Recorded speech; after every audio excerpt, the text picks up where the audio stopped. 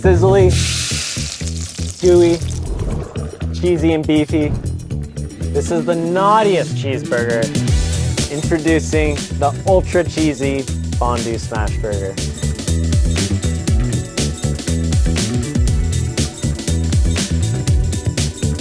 You're gonna take everything you love about a smash burger. Lacy, crispy, ultra Maillard seared burger, super gooey cheese between a tender pillowy bun, but then we're gonna cut it in half and nestle it in a bed of ooey gooey cheese sauce. It's messy, it's decadent, it's the most over-the-top cheeseburger, inspired by Restaurant Andra, the American Diner in Tokyo. We're gonna show you how to make the ultimate cheeseburger.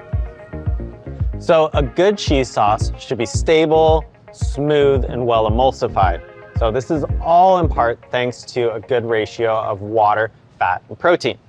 Most cheese sauces are made with like a mild cheddar, a mozzarella, or a Monterey Jack. So those are great melting cheeses, but they don't pack a lot of flavor. So let's talk about aged cheeses though. They're higher in fat, lower in water content, but they pack a lot of flavor. They'll melt into a greasy, oily mess with clumped proteins. But we can turn it into a great melting cheese sauce by adding water back to it in the form of milk, then our secret ingredient of sodium citrate. Sodium citrate is going to allow our cheese to melt back to free those proteins so that it can emulsify back together and to be super smooth so we can pour it like a sauce. We have so much more in cheese sauces. Check out our melting cheese parametric and our cheddar cheese sauce for more on that. Starting with a 1 gallon Ziploc freezer bag, what I like to do is roll back the edges, pop it in a tall vessel, whether it's a beaker or a 6-pan, some to just keep it kind of anchored as you're pouring in these things. It doesn't move around. So first, we're gonna add the cheeses. These are shredded. The reason for them being shredded is it just helps them melt faster. We're gonna be adding in the mozzarella, aged sharp cheddar, got milk as our base liquid. We got regular kosher salt. Salt's added because you're taking into account that you're adding more milk. So you gotta make sure that milk is seasoned here. We got our sodium citrate and our sodium hexametaphosphate. Take this, got these big clumps of cheese here. Just give them a little pinch. That way the milk can flow freely between it. From here, you got your preheated water bath, 167 degrees Fahrenheit. We're just gonna clip this to the edge. We're gonna cook it till it's melted. It's gonna be about 15 minutes. A couple times throughout that cooking time, I just like to agitate the bag by lifting it up, squeezing it, and that way kind of expedite the melting a little bit. So I'm gonna come back in 15 minutes once it's melted and we'll start blending. So it's been 15 minutes. Let's check out our soon-to-be cheese sauce. You can see the fat has split out right here. It's got big old clumps of cheese down here, but this is completely melted, and that's all we need this to look like. So from here, we're just gonna pop it into the blender. Starting on low speed, we're just gonna get a vortex formed and emulsify this cheese sauce. So this isn't gonna be your thickest cheese sauce. It's designed to be served in this super hot skillet. When the sauce hits it, it's gonna evaporate a ton and begin to thicken more. So we've taken that into account by adding a little bit more milk to it. After blending for about 30 seconds, we are now gonna add cornstarch. The cornstarch is gonna bind with a lot of the water in here. That's gonna help trap it, so as it hits the skillet, it's not gonna separate or break again. So for cornstarch, you need to bring it up to about like 180 degrees to fully hydrate it. And we're gonna be hydrating it in the blender. We're gonna let friction do the work because this cheese sauce was already heated to 167 degrees Fahrenheit. We're pretty close to that strike temperature of 180. So we're gonna turn up the speed, let friction get us all the way there.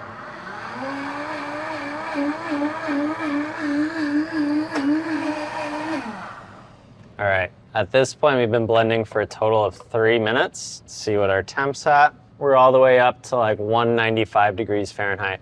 So now I know that the cornstarch is fully hydrated. We got a beautiful, thick cheese sauce. All the fat's melted. It's in its warm fluid state right now. This will set up really, really fast as it cools. So I like to take a 2-quart pot. Whatever small pot you have is fine as long as you have a lid. Super smooth. Check out the flavor. It's a lot of umami. That's great cheese flavor. Not quite as heavy or rich as some of our other cheese sauces that we've made. This is like a cup or two of cheese sauce with a burger, so we don't want it to be overly rich. So it's kind of striking that right balance. To me, that's a perfect cheese sauce for this. And we're just gonna keep this covered, heat it over low temperature heat on the stove top or in the oven to keep this warm and fluid while we get the patties going. My preferred patty ratio of lean to fat is 80-20 for this. On ChefSteps, we have so many more pages about dialing in your perfect grind size if you want to do this yourself. Here, I'm just trying to keep this accessible with a common 80-20. Though this recipe is written for 1 pound of beef, when you go and buy a pack of 1 pound ground beef, it's never exactly that. You might be short, you might have a little bit extra. So if you want to really have a good idea of how much meat you have, put a bowl on a scale, tear it to 0, put your meat in there. I'm gonna be adding 2 ingredients to this. 1 being salt, 2nd being gelatin. I know a lot of people don't like adding salt to their burger meat. Reason being is salt can ham it up a little bit. I actually prefer that. I think the salt is actually gonna improve the texture because you're gonna be taking these patties and smashing them down so hard. I wanna have some of that texture of the beef still there. And it also seasons it really well all the way through. I like to add salt in 1% to the total amount of ground meat. Also, when you have your meat in the bowl, kind of spread it out. That allows the salt to cover more areas of the beef so you don't have to mix it quite as much later on. The gelatin is gonna bind with a lot of the water, the moisture inside the meat. It's gonna make the burgers appear a lot more unctuous and juicy. It's also gonna help with browning. So though it is optional, these are easy to find, and we're gonna be adding 1.5% to the total weight of your ground meat. Next step is creaming. I really want that like beefy texture from these smash patties. So creaming is gonna help me out with that. We're just gonna agitate this a little bit for about 30 seconds. That's gonna help the myosin work with the salt. I'm keeping a close eye on these large chunks of fat. When I'm getting close to the texture I want, you should start noticing the fats will become a little bit more streaky. You'll see white streaks in there. That is the fat smearing. So that is all I'm looking for. We're gonna divide this up. Each patty is gonna be a 1/4 pound. So lots of different ways to form these. You could smack them back and forth if you want. Just keep it simple, cupped hands, give them a little press. And the bun we're using is 4 1/4 inches in diameter. And so these 1/4 pound patties is just the right size for that. So if you don't put them into a ball and you just smash this out, you might end up with big kind of oval smash patties. It's not a bad thing, but it's not what I'm going for. That's pretty much the lion's share of all the prep from here. We just need to set up our station. That way we can cook these patties and serve them up as fast as possible. All right, so before we can start searing, we need to make sure we're fully set up. So let's talk about the station here. I prefer to be searing in a pan that's about 12 inches in diameter. You want it to be large enough so that both patties can fit in there, and when they're smashed, they don't overlap. The type of pan does matter. 2 options that are best would be a cast iron pan. This has a lot of thermal mass that stores a ton of energy, and it's great for searing. It's a little bit slower for recovery, but these are solid pans to use. My preferred pan would probably be a carbon steel pan for searing and recovery time, so this one's great. I think it's good practice to kind of work from the pan outwards on your station. Going into the pan, we're gonna have a little bit of oil. This is neutral oil. We're gonna have the patties. These are at the ready on the side. Got some patty paper here. That's gonna help prevent our patties from sticking to our spatula. And we have a heavy duty spatula. You can buy a meat press if you want or something like that, but I feel like a heavy duty one like this just does wonders for me when I'm doing smash burgers. You have some towels to wipe out the pan, and you just need to make sure you have a landing spot over here to the side. Clean pan with some parchment.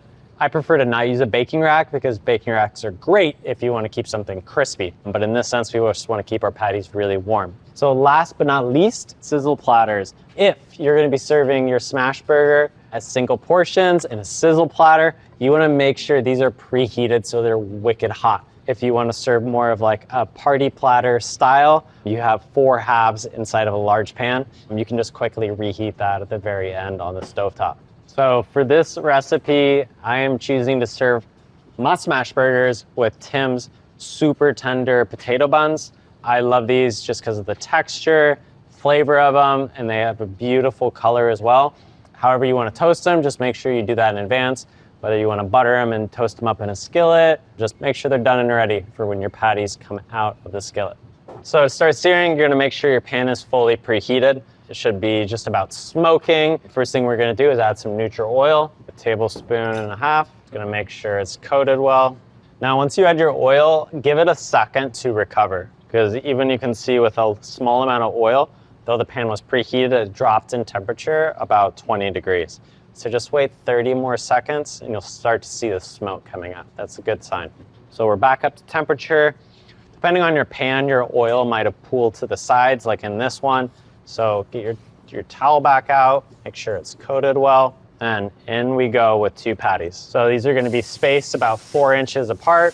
I like to put parchment paper on the top of these. That's going to make smashing a little bit easier. That way the burger patties don't stick to your spatula. So we're going to put those on, and we're going to give these a press.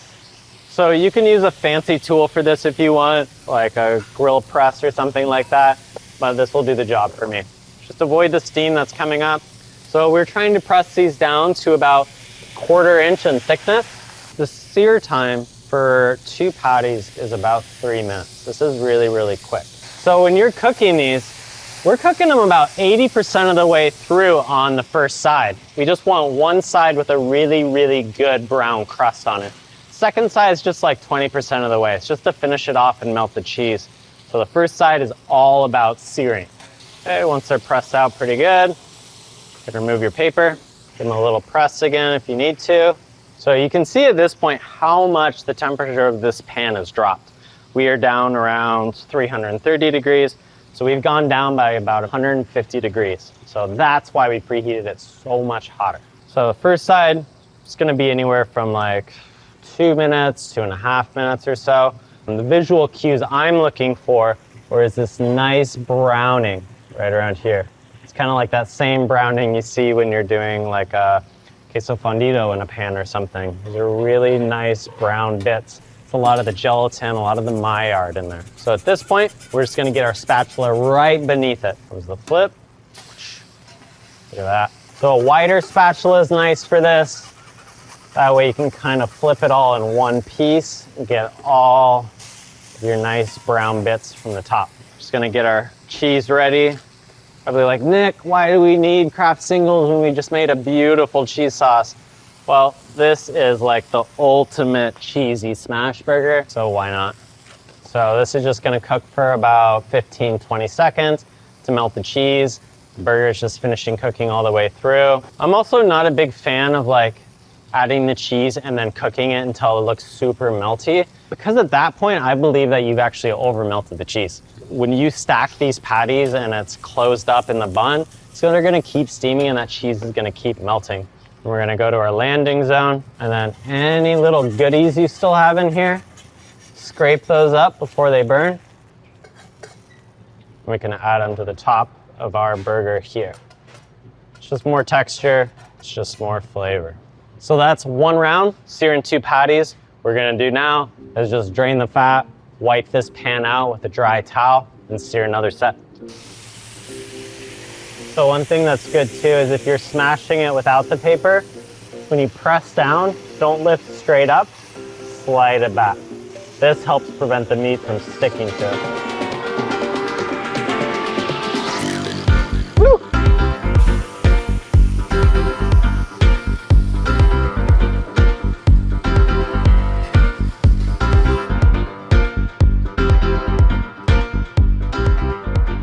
All right, so from here, you could just keep searing batches. If you've prepped out a lot of smash patties, I mean, likely you're throwing a party, but we're pretty much ready to reset, start building these, serving it up with our cheese sauce. So first things first, let's get this all assembled. We got our toasted buns and our double patties still warm in our cheese sauce. So let's start stacking them. We are gonna be putting these smash burgers over a wicked hot skillet. So everything's just gonna get really warm again. So this is kind of a forgiving presentation. It's totally optional. Just like to do a little bit of ketchup, top buns. Just cut these in half. These are looking good. All we need to do is grab our sizzle platters to serve up this sauce.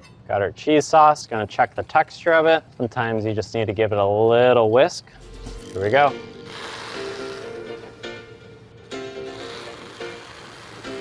Come in with some fried onions. These are fried shallots. That is the cheesiest, most ultimate decadent smash burger there is. The sloppy Joe with like a cheese smash burger. This right here. It's not as heavy as it looks. It's still rich. There's no kidding around that one. Lots of Maillard flavor from the patties, from the fried onions on there. And this is kind of what I really want from a to-go smash burger. That a lot of times the cheese is too solidified. It's just more balanced and biting. So smash burgers might have been played out for a little while now. It's now back at the top of the list. So if you want this recipe or our cheddar cheese sauce recipe, head to chefsteps.com. We got smash burgers covered. Subscribe to our channel and visit chefsteps.com for more tips, recipes, guides, and tools to help you level up in the kitchen.